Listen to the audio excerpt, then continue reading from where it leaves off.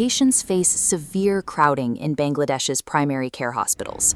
Facilities operate well beyond their intended capacity, with sick individuals frequently recovering on thin mats spread across overflowing hallway floors. That sheer volume of people forces an aggressive mathematical reality onto the medical staff. When hundreds of patients need to be seen in a single shift, individual consultation times shrink down to a matter of minutes. This high-pressure environment routinely creates friction. Rushed interactions leave patients feeling misunderstood and doctors feeling overwhelmed, driving a steady increase in medical disputes globally. The obvious assumption is that solving this requires massive capital investment. We tend to think only building more hospitals or hiring new doctors can relieve the strain. But a 2024 study of 700 patients in Chattogram investigated a completely free alternative. Researchers wanted to see if the specific ways a doctor talks and listens could offset the negative impacts of an overburdened system.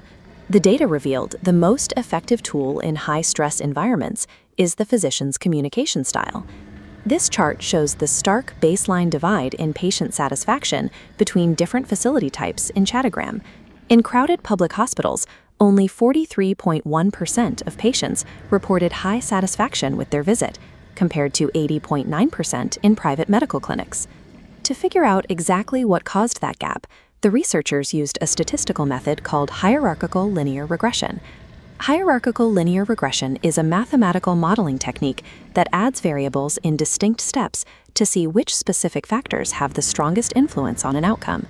They tested all the expected predictors. They looked at the patient's household income, the doctor's level of seniority, and whether the consultation happened in a public or private setting. This chart shows how different variables stack up against each other, and the results are clear. A doctor's patient-centered communication behaviors heavily outperformed both the patient's wealth and the doctor's rank in predicting how satisfied a patient felt with their care. Building new infrastructure takes decades. Modifying the human interactions happening inside the exam room can happen immediately. The researchers broke these interactions down into 3 measurable pillars, starting with nonverbal behavior. This includes simple physical cues, like making consistent eye contact and nodding while the patient speaks. Among the surveyed group, 76% reported experiencing these positive cues occasionally to very frequently during their visits. The second pillar measures the exact opposite end of the spectrum, inhibiting behavior. Inhibiting behavior occurs when a doctor frequently interrupts the patient or quickly dismisses their concerns, usually in an attempt to rush through the appointment and save time. This visualization shows the specific damage those interruptions cause.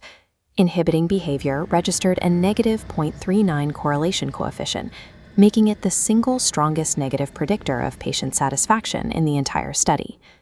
The third pillar introduces a unique external factor into the room, the presence of a third person. Over 50% of the medical consultations in the Chattogram study involved a family member or friend accompanying the patient. This is a common cultural reality that doctors have to navigate daily. This image shows the regression table output for that dynamic. Having a third person in the room yielded a slight negative correlation of negative 0.05, often because family members express their own anxieties and interrupt the direct exchange between the doctor and the patient. Doctors who can effectively manage these social dynamics, using nonverbal cues, avoiding interruptions, and navigating family members, are providing better clinical care. Medical consensus suggests that an ideal primary care consultation requires 10 to 20 minutes to ensure accurate diagnoses and complete all recommended checks. Yet, the Chattogram data reveals an interesting paradox.